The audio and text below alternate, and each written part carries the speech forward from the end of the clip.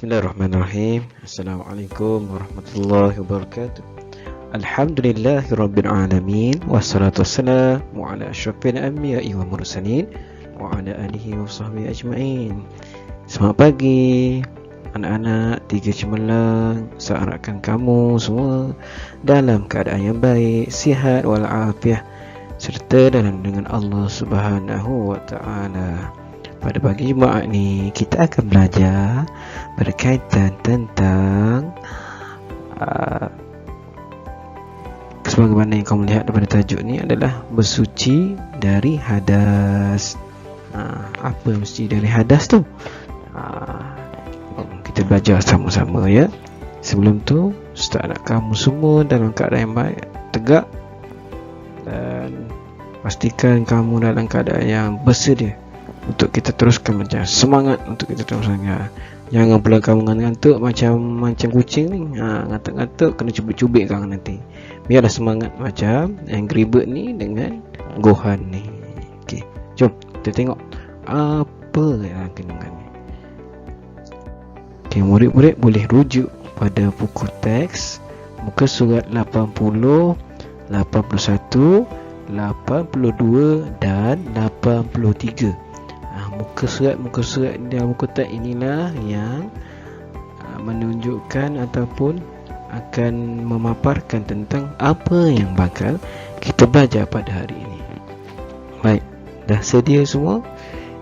Ustaz akan masukkan arahan berkaitan tentang pembelajaran ini dalam WhatsApp, dan kamu boleh rujuk kat situ lah.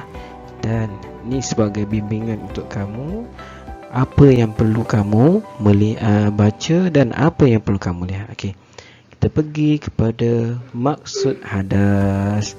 Cuma sebelum tu saya nak tanya, apa yang kamu buat sekiranya kamu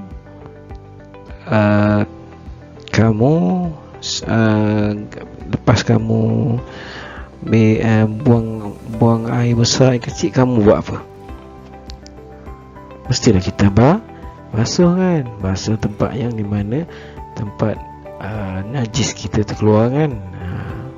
Lebih kurang juga dengan hadas ni, kita nak sucikan diri kita daripada bersifat berhadas. Berhadas ni apa?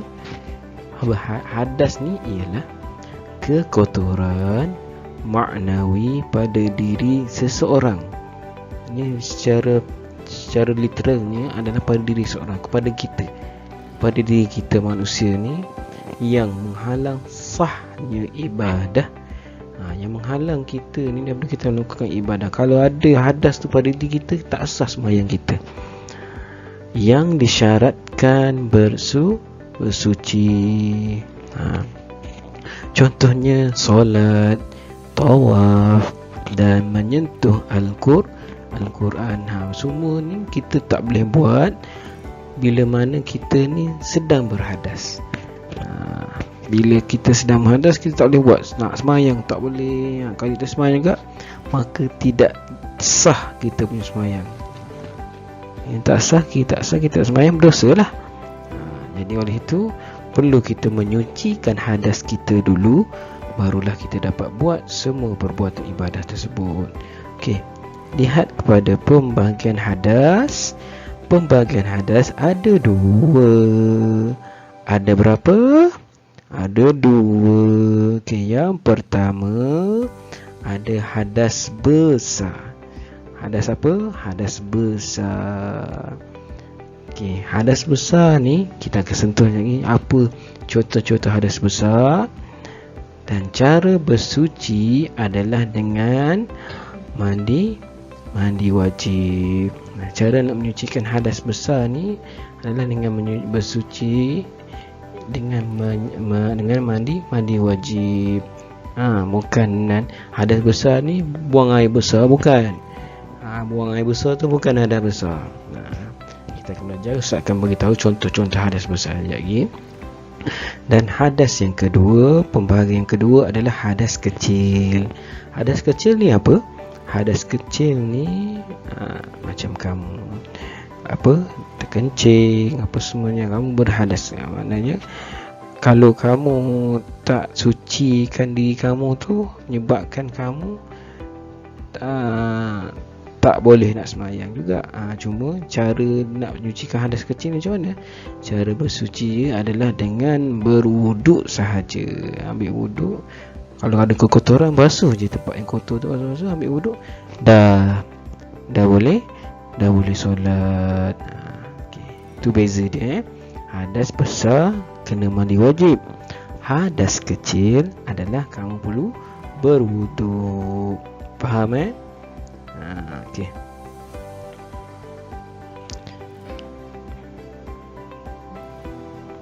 Baik. Hukum bersuci daripada hadas ialah wajib. Hukum dia bersuci daripada hadas ni, nak buang hadas kita dan kita akidah berhadas ni adalah wajib. Apa dalil dia? Wa in kuntum junuban fatahharu. Ini dalil dia. Surah Al-Maidah ayat 6. Maksud dia apa? Jika kamu berjunub ni dalam maksud bahasa kita berhadas lah, dalam keadaan berhadas besar, maka bersucilah, maka kena sucikan diri kita. Macam Ustaz kata tadi, hadas besar mandi wajib. Hadas kecil ialah dengan berwudu. Okey. Sebab berhadas besar, ada 6 perkara yang menyebabkan kamu dalam keadaan berhadas besar. Pertama, keluar mani.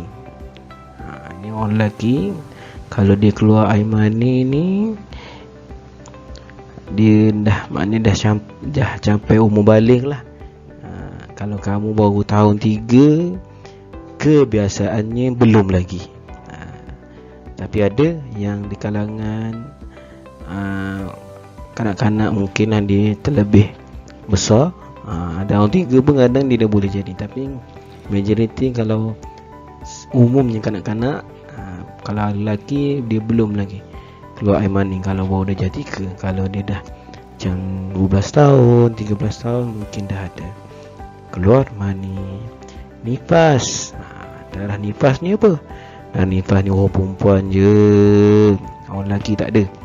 Darah nifas ni keluar bila dia bersalin, dia mengandung, kemudian dia beranak, dia bersalin tu, keluar darah nifas.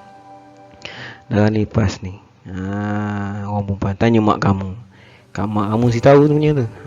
Kita tanya mak kamu. Darah wiladah.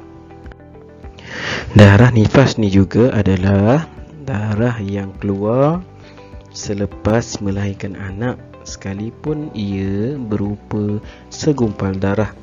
Jadi darah nifas ni dia keluar dalam masa yang paling pendek ialah dengan setitik darah tu, paling sikit lah dia keluar.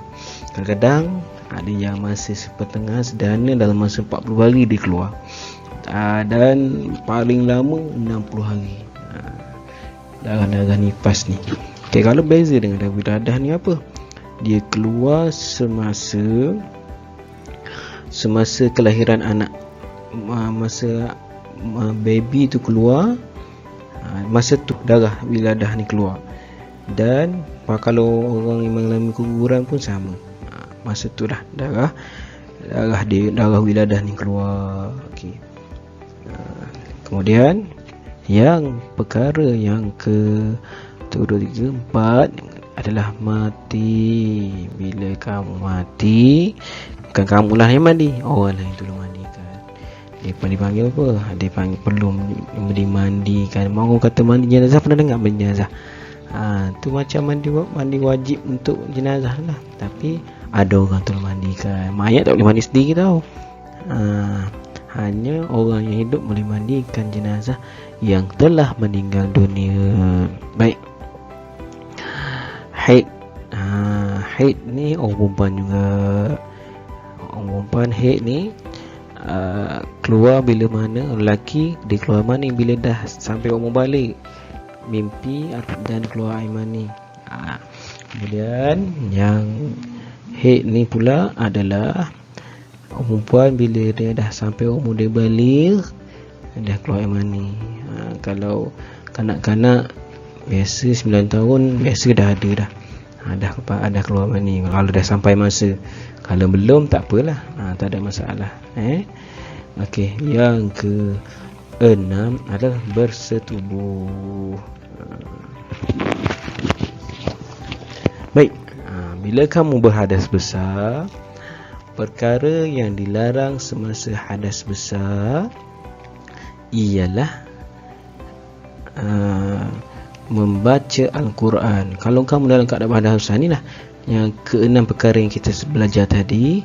Maka jika ada pada diri kita semua keluar air mani apa semua ni, kita tak boleh nak membaca Al-Quran, dilarang.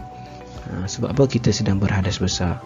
Kedua, menunaikan solat. Yang ketiga adalah memegang Al-Quran, tak boleh pegang pun Quran. Yang keempat, tawaf ni kita lakukan semasa kita buat haji ataupun umrah. Tak boleh buat jika kita dalam keadaan ber-6 perkara ni. Baik, tak boleh buat. Jadi macam mana nak membolehkan kita baca Quran, pegang Quran, boleh semayang? Kena mandi wajib dulu. Kena mandi wajib. Okey, kekotoran ni apa? Kekotoran yang tidak boleh dicapai oleh deria. Kita kadang tak rampak kan. Jadi kena cuci. Maknawi seperti berhadas kecil ataupun besar. Bila dah melahirkan anak, nifas, darah yang keluar selepas melahirkan anak ni, dia ada penerangan dah kat sini. Maksudnya melakukan perhubungan jenis suami isteri. Keluar air mani, air yang keluar selepas mencapai tahap syahwat. Ini kalau orang yang dah sampai umur, dia akan keluar keluar air mani ni. Biasa dalam tengah-tengah dia bermimpi apa? Tanya mak ayah. Ustaz boleh cerita, tapi kat sekolah nanti insya-Allah ada rezeki kita jumpa. Baik, kita pergi kepada slide yang seterusnya.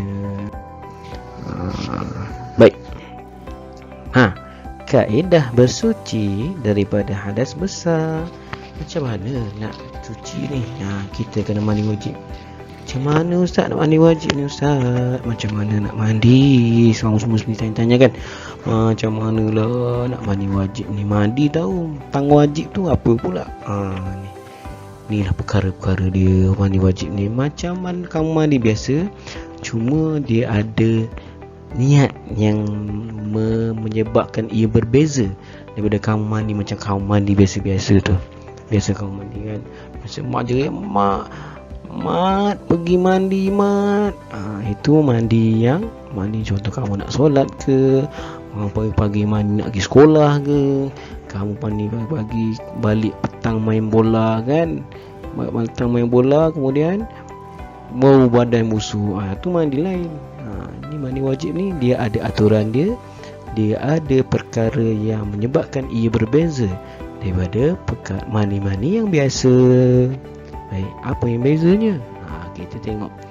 Kita ingat kotak yang tulisan yang warna putih ni, warna putih ni adalah amalan sunat. Okey. Yang mana tulisan pandai depan, mana tulisan yang ada warna kuning ni, kamu boleh dapat tengok buku teks kamu tak nampak kat video ni. Kamu tengok dekat buku teks, amalan ialah amalan yang perlu buat. Yang amalan itu amalan wajib. Okey, macam mana amalan wajib ni? Kita lihat. Pertama, menghilangkan najis terlebih dahulu. Contoh, najis apa yang menyebabkan mandi wajib tadi adalah contoh air mani. Kamu mimpi ada air mani lekat lagi di kamu punya pakaian ke, pada anggota tubuh badan kamu ke ada. Okey, kamu kena bersihkan dulu pada pakaian, bersihkan dia dulu, sapu, girus dengan air ke apa. kedua, membaca basmalah. Basmalah ni pun Ustaz dah terangkan sebelum ni apa? Bismillahirrahmanirrahim, sambil berniat mengangkat hadas besar. Sambil tu niat baca bismillah tu, kemudian baca bismillah, niat dalam hati, nawaitu raf'al hadasi akbari lillahi ta'ala. Nawaitu raf'al hadasil akbari lillahi ta'ala. Maksud dia apa? Sahaja aku mengangkat hadas besar kerana Allah Ta'ala. Cara dia, sahaja aku mengangkat hadas besar kerana Allah Ta'ala. Yang ketiga, membasuh tangan 3 kali. Ni sunat, buat dapat pahala, tak buat tak dapat dosa. Membasuh tangan 3 kali. Kau basuhlah tangan. Yang keempat, membasuh kemaluan daripada kekotoran dan najis.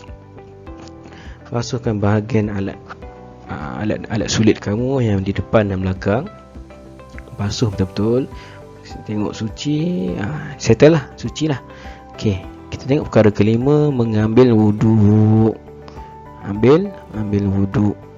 Yang keenam, ambil wuduk ni sunat tau, amalan sunat. Buat tak apa, tak buat pun tak apa. Buat dapat pahala lah, tak buat tak dapat dosa. Yang keenam, membasuh keseluruhan rambut di kepala dan di telinga. Basuh jenyak, lalukan air ke atas kepala kamu. Kalau semua sapu-sapu, basuh sekali. Kat telinga, setelah telinga ni kamu kena basuh betul-betul. Basuh. Yang ketujuh, menjirus air ke seluruh badan bermula di sebelah kanan. Jiruskan air sebelah kanan. Kemudian menggosok bahagian sulit dan lipatan. Bahagian alat-alat sulit kamu ni kau gosok betul-betul. Gosok dan bahagian pelipat ni, contoh antara lengan kamu, lutut kamu, bahagian pelipat ni, celah peha kamu, semua kena basuh. Yang kesembilan, membasuh kaki. Basahkan kaki kamu ni, dibasuh betul, celah jari, celah kuku tu semua perlu dilalukan air. Dah selesai. Lepas buat bahagian kanan, buat bahagian kiri juga, sama juga, buat bahagian kiri sampai bersih. Dah selesai. Itu saja mandi dia, tak susah pun, macam mandi biasa, macam kamu mandi biasa. Yang bezakan dia apa? Adalah niat dan air tu perlu sampai di setiap permukaan kulit kamu. Kalau kulit rambut macam mana Ustaz? Kamu kena gosok, lalukan air, gosok belai rambut tu, gosok rambut tu biar air dapat mengalir dengan baik kat bahagian kulit kepala kamu. Baik. Yang perkara yang dilarang semasa berhadas besar, macam Ustaz cerita tadi, ialah menunaikan solat. Tak boleh nak menunaikan solat jika kamu dalam keadaan berhadas besar. Yang kedua, mengerjakan tawaf tak boleh. Membaca dan menyentuh Al-Quran pun tak boleh. Berada di dalam masjid tak boleh jika kamu dalam keadaan berhadas besar. Yang 6 perkara yang Ustaz beritahu tadi. Kenapa perlunya kita ni mandi wajib? Pertama, dari segi jasmani, badan menjadi bersih dan segar. Bila kita mandi tu, kita rasa segar sangat. Segar, rasa macam ya Allah, tak adalah hilang kotoran-kotoran tu. Yang kedua, sihat tubuh badan. Kalau kamu nak tidur lepas tu, memang seronok tidur. Kamu rasa lega, kepala akan ringan bila kamu dah mandi kan. Membersihkan diri daripada bau dan kuman. Jadi kuman-kuman, kotoran semua tak ada kan. Jadi bersihlah diri kamu. Yang keempat, memberi keselesaan untuk berinteraksi dengan orang lain. Orang lain tak tahu kamu ni berhadas besar ke ni, tapi kamu sendiri yang rasa. Kalau kamu dalam keadaan berhadas besar, dia akan rasa tidak selesa pada diri kamu, menyebabkan kamu ni tak boleh tak boleh nak berkeadaan yang baik lah. Nak buang orang pun, nak pergi nyembang orang tak boleh. Jadi lebih baik mandi wajib dulu. Rezeki rohani membolehkan untuk bersolat, tawaf dan menyentuh Al-Quran. Yang kedua, amal ibadah diterima Allah. Yang ketiga, sebagai bukti ketaatan kepada Allah. Okey, baik. Semua ni Ustaz akan tanya dalam kuizis yang Ustaz sediakan. Kamu tolong jawab dan tolong hantar tangkap layar ataupun screenshot kepada Ustaz untuk Ustaz buat penilaian. Okey, terima kasih semua. Assalamualaikum warahmatullahi wabarakatuh.